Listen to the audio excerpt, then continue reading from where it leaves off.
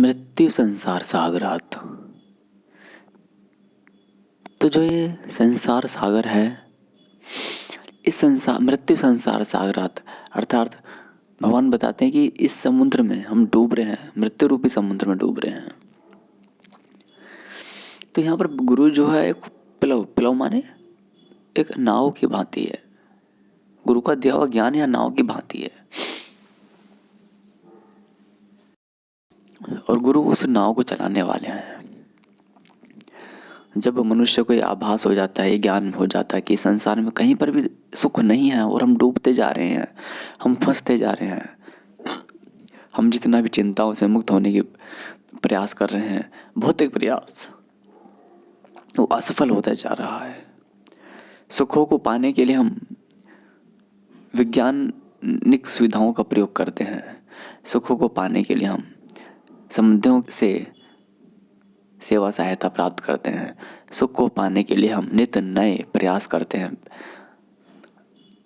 धन संपत्ति कंकर पत्थर इकट्ठे करते हैं। किंतु जैसे जैसे मनुष्य आगे बढ़ता है, जैसे जैसे उसके विषय और वस्तुएं आगे बढ़ती हैं, वैसे वैसे ही वो धंसता जाता है। आप विचार करो, जब आप बालक थे तब आपकी आवश्यकताएं कम थी, इसलिए चिंता कम थी। आज मनुष्य की जो आवश्यकताएं हैं वो अधिक बढ़ गई हैं, क्योंकि वो होड़ करनी सीख गया है। ये होड़ उसके लिए नाशकारी है, बहुत नाशकारी है। जब हम गुरु के पास आते हैं तो बड़ी श्रद्धा से आते हैं, क्योंकि उस समय हमें ज्ञान, जब नया नया ज्ञान मिलता है तो हम बड़े प्रेम भाव से होते हैं। किंतु भगवान ने बताया ना, मम माया दुरत्याया।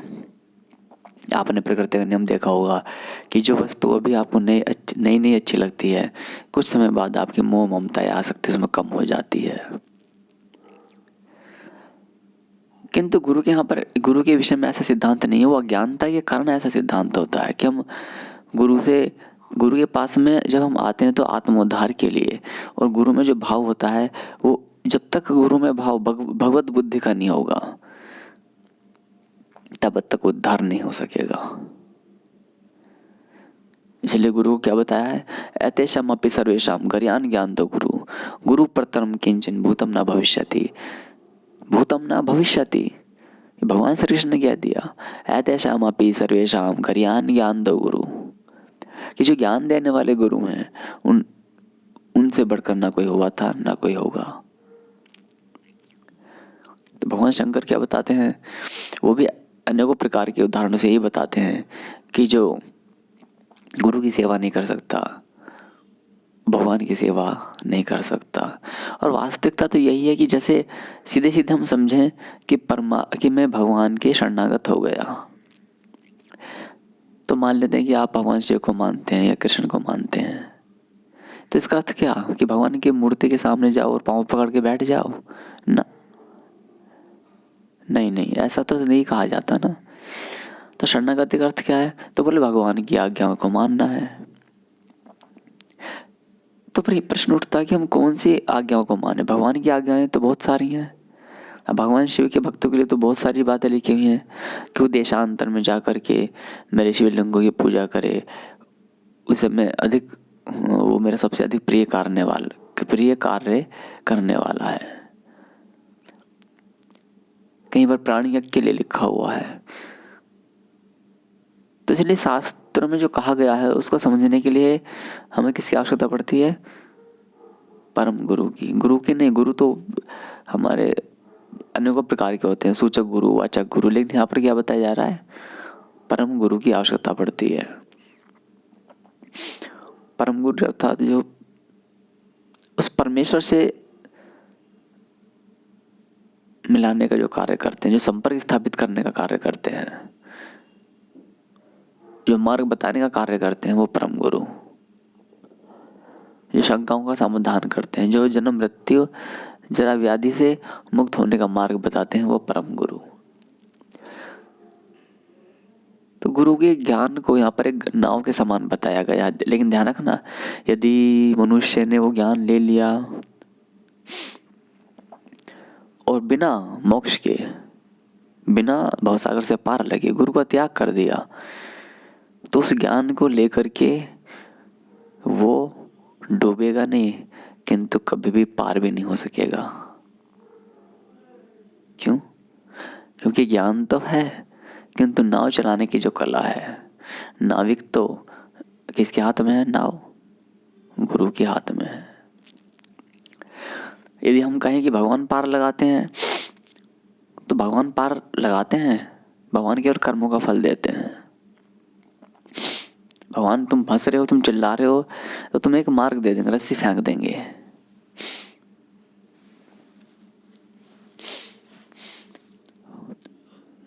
उस रस्सी को पकड़ के आपको ऊपर आना होगा। तो रस्सी क्या हुई? रस्सी है गुरु, और उस पर जो तुमने पकड़ बनाई हुई है वो है आपका ज्ञान। तो चलिए, ज्ञान तो है, तुमने रस्सी पकड़ रखी है कस के, किंतु ऊपर की ओर नहीं आओगे तो बड़ी समस्या हो जाएगी। रस्सी में आपकी श्रद्धा समाप्त हो जाएगी तो भी गड़बड़ हो जाएगी। नाव में हम आ रहे हैं, तो मनुष्य जब नाव में चढ़ता है तो इसलिए चढ़ता है कि वो डूब रहा होता है, और डूबने के बाद में वो सोचता है कि मैं कैसे इस सागर से पार निकल जाऊं। लेकिन जैसे ही नाव में बैठता तो देखता है कि अन्य यात्री भी हैं वहां पर, और अन्य यात्रियों के संपर्क में आने पर वो अपने वहां पर अनावश्यक संबंध स्थापित कर लेता है गुरु भ्राता, गुरु भगिनी से। और वो संपर्क स्थापित करने से उसका जो मूल उद्देश्य था वो हट जाता है, उसे वो नाव शत्रु लगने लगती है, क्योंकि सांस आ गया है, थोड़ा सा सांस भी आ गया है, सब कुछ अच्छा लगने लगा है, वो समुद्र भी अच्छा लगने लगा है। अब उसे लगता है कि नाव मेरे लिए बंधन है, इस नाव को मैं छोड़ दूंगा तो मैं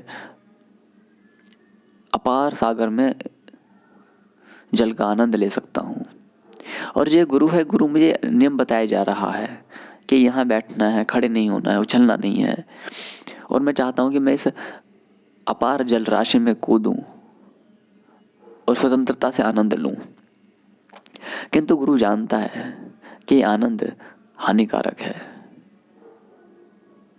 कुछ समय के पश्चात जब उसकी कामनाएं, उसकी आसक्ति, और जब उस नाव में जो अन्य यात्री जो दुखी आए हैं उनसे वो संबंध और संपर्क स्थापित कर लेता है, और उनकी विचारधाराओं को से अपनी विचारधाराओं को प्रभावित कर लेता है और अपना उद्देश्य भूल जाता है, तब वो उस नाव में आने का ही उद्देश्य भूल जाता है कि मैं नाव में आया क्यों था। नाव में तो हम इसलिए आए थे ना कि अपने भवसागर से पार निकलने के लिए। किंतु फिर उसे क्या लगता है कि ये जो नाव चलाने वाला है ये मूर्ख है, ये भी माया के वशीभूत हो चुका है। क्यों लगता है उसको ऐसा? क्योंकि वो नाव से वो देखता है कि मैं तो एक पल के लिए नाव में बैठ करके पानी में पाँव मार रहा हूँ। अर्थात जैसे आप नाव में बैठ जाएं और पानी को उछालें हाथों से, बड़ा आनंद होता है। किंतु जब आपने अपने नाविक को देखा, गुरु को देखा कि वो क्या कर रहा है, वो ना पानी का आनंद ले रहा है और ना ही उछाल मार रहा है, उसका ध्यान केवल और केवल उन जीवात्माओं की ओर है जो पुकार कर रहे हैं, और दिशा किधर की ओर बढ़ा रहा है, वो बार बार अपने लक्ष्य की ओर, पार होने की ओर। उसे वो देखता है कि डूबने वाला देख रहा था नाव में जो यात्री देख रहा है कि जो ये नाव चलाने वाला है, नाविक, जिधर से भी पुकार आती है उधर ही चला जाता है। ये इससे अच्छा तो मैं हूँ, आनंद ले रहा हूँ। लेकिन वो ये नहीं जानता कि आनंद उसे नाव चलाने वाले के कारण ही आ रहा है। किंतु जब उस आनंद को लेने में वो बहुत डूब जाता है और वो उस नाव चलाने वाले को ही अपने बुद्धि से हटा देता है, उस नाव को बंधन मान बैठता है, तो क्या करता है, उसे नाव में से छलांग लगाने की प्रयास करता है वह, और अंततः वो सफल भी हो जाता है और उस अपार जल राशि में, अपार समुद्र सागर में वो कूद पड़ता है। और जैसे जैसे जैसे वो जो डूबने लगता है, तो ध्यान रखना, नाव की गति आगे की ओर है, पीछे की ओर नहीं है। नाव की गति आगे की ओर, क्योंकि परमपिता परमेश्वर ने, ये संकेत है कि परमपिता परमेश्वर ने उस नाविक को, उस नाव को कुछ निश्चित समय के लिए भेजा है। एक निश्चित समय के लिए भेजा है और वो नाविक भली भांति जानता है कि मुझे करना क्या है। अब जैसे जैसे नाव से दूर होने लगती है वैसे वैसे, और जैसे जैसे वो गोता खाने लगता है समुद्र में, जैसे जैसे उसे वो पानी पीने लगता है, डूबने लगता है, उसे कई बार याद आती उस नाव की। वो सोचता अभी कुछ नहीं होने वाला, सब ठीक है। जितना ज्ञान इसको इससे उससे इतना तो ज्ञान हमें भी है, लेकिन ध्यान रखना श्लोक में क्या कहा, प्लवयिता और प्लव, अर्थात ज्ञान और ज्ञान वाला, नाव और नाव वाला। ज्ञान माने नाव, ज्ञान वाला माने नाव चलाने वाला। वो अधिकृत व्यक्ति है, उसे अधिकार दिया गया है, वो स्वयं अपनी इच्छा से नहीं कर रहा है एक सब कार्य, और नहीं वो कर सकता है। वो नाव चलाने वाला नहीं तो वो कर सकता है, नहीं वो अपनी इच्छा से कर रहा है। उसको तो किसी ने आदेश दिया कि तुम जाओ यहाँ से, जो डूबने वाले इनको पार लगाओ। जैसे राजा की आज्ञा का पालन किया जाता है, वैसे ही जो परम गुरु होते हैं वो भी अपने उस परमेश्वर की आज्ञा का कठोरता से पालन करते हैं। इसलिए वो उदासीन की भांति रहते हैं, उन्हें किसी के आने का आनंद, जाने का गम, दुख आदि नहीं होता है। किंतु वो मननशील होते हैं, चिंतनशील होते हैं। तो श्लोक में क्या बताया गया है, प्लवयिता, कि परम गुरु हमें इस भवसागर से पार उतारने वाले हैं। किंतु जैसे जैसे नाव आगे निकल जाती है वैसे वैसे डूबने वाला, जब तक उसमें बल है, बुद्धि है, तब तक तो आनंद लेता है। फिर उसके बाद में एक अहंकार भी आ जाता है, और जब तक ये अहंकार हटेगा नहीं तब तक मनुष्य क्षमा नहीं मांगता है।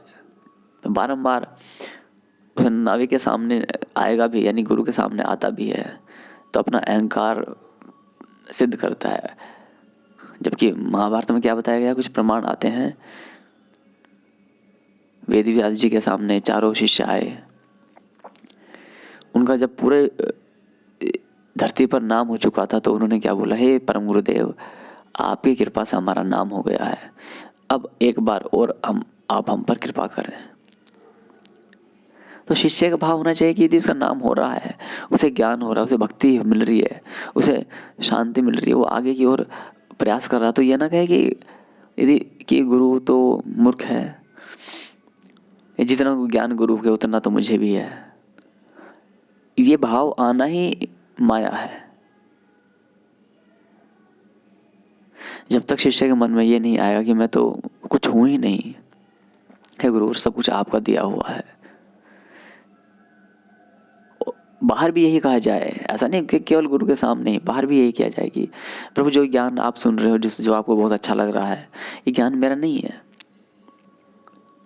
ये ज्ञान तो मेरे गुरु का दिया हुआ। महाभारत में आता है, वैशंपायन जी कहते हैं कि जैसा जितना मेरे गुरु ने ज्ञान दिया है वैसा उतना ही मैं आपको दे रहा हूँ। किंतु जब शिष्य अपने गुरु का स्मरण किए बिना और उसको धन्यवाद दिए बिना किसी भी समक्ष प्रत्यक्ष मनुष्य को ज्ञान देता है, तो ज्ञान का चोरी कर रहा है। फिर वो क्या कहा जाता है कि वो चोर है एक। उसने अपने परम गुरु को स्मरण तक नहीं किया। सामने आए व्यक्ति को बताना भी उचित नहीं समझा कि ये ज्ञान मेरा नहीं है, मेरे गुरु का है। चोरी है।